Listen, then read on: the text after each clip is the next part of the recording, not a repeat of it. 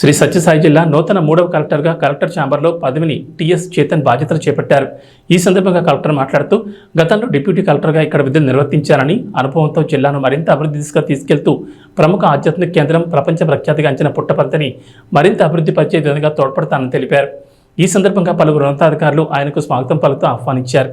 ఈ కార్యక్రమంలో deputy collector Abhishek, DRO Kondaiah, RDO Bhagyarekha మరియు జిల్లా అధికారులు పుష్పగుచ్చాలతో కలెక్టర్కి సాదర స్వాగతం పలుకుతూ కృతజ్ఞతలు తెలియజేశారు.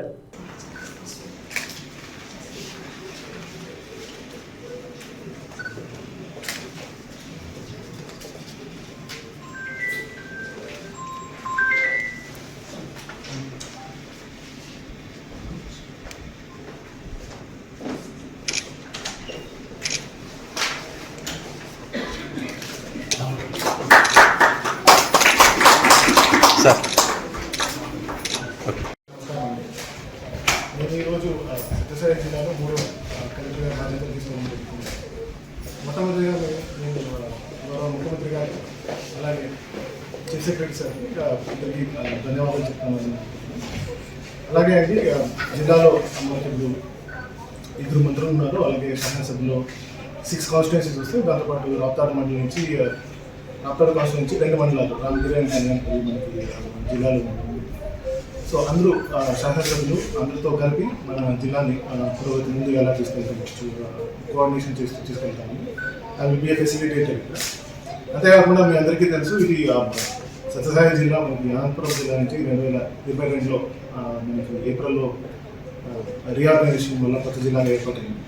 చాలా వరకు కలెక్టరేట్లో కూడా మనకి చాలా వరకు ముందుకు వచ్చినాయి. అంటే మనకి ఈవెన్ డిస్ట్రిక్ట్ ఆఫీసర్స్ కూడా చాలా వరకు పనిచేశారు. ఇంతకుముందు నాకన్నా ముందు పనిచేసిన బసంత్ సార్ కూడా, అలాగే అరుణ్ బాబు గారు కూడా చాలా వరకు కోఆర్డినేషన్ చేస్తూ జిల్లాని ప్రోగ్రెసివ్గా తీసుకెళ్ళడానికి ప్రయత్నించారు. అదే ప్రాతిపదికగా నేను కూడా జిల్లాని స్టేట్ లెవెల్లో మనకి అన్ని ప్రారంభించడం కూడా ముందజులో ఉన్నాను. మా వంతు నేను ప్రయత్నిస్తాను. ఇందులో మనకి డిస్ట్రిక్ట్ లెవెల్ ఆఫీసర్స్ అందరికీ కోఆర్డినేషన్ ఉంటుంది. అలాగే మనకి ఇక్కడ మంచి టీం ఉంది. జాయింట్ కలెక్టర్ గారు అభిషేక్ ఉన్నారు, అలాగే సబ్ కలెక్టర్ అపూర్వ భరత్ గారు కూడా ఉన్నారు. సో వీళ్ళందరూ coordination and also all district officers of all governmental departments ప్రతి ఒక్కరితో కూడా కోఆర్డినేట్ చేస్తాం.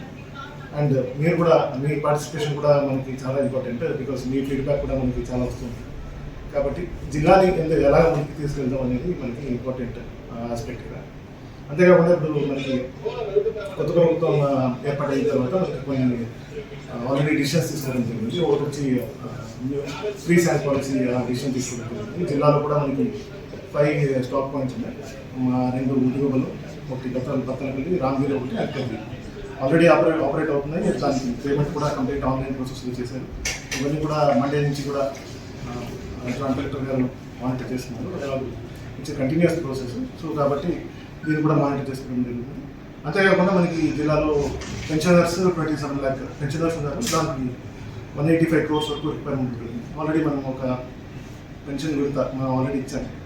ఇలాగే నెక్స్ట్ వచ్చే మంత్స్ కూడా ఇందులో ఏంటంటే మనకు వచ్చే ఫీడ్బ్యాక్స్, అంటే సోషల్ మీడియాలో కానీ అదర్ మీడియాలో ఏమొస్తుందో ఆ ఫీడ్బ్యాక్స్ అన్ని తీసుకుని ఎక్కడెక్కడ ఉన్న కరెక్ట్ మెజర్స్ ఉన్నాయో అవన్నీ కూడా తీసుకుని ముందుకెళ్తాం. సో ఇది ఎంత కాకుండా మనకి ఆల్రెడీ గవర్నమెంట్ నుంచి ఇంకో ప్రయారిటీ ప్రాజెక్ట్ అన్న క్యాంటీన్స్ ఆల్రెడీ అనౌన్స్ చేశారు. జిల్లా నుంచి కలెక్టరేట్ నుంచి కూడా చేయడం జరుగుతుంది. అండ్ జిల్లా ఎప్పుడు కూడా మనం ముందస్తులో ఉండాలని ట్రై చేస్తాం. ఇది నా వంతు నేను కృషి చేస్తాను. మేము కంటిన్యూస్గా చెప్తామండి. సో ఈరోజు కంటిన్యూస్గా చూసుకొని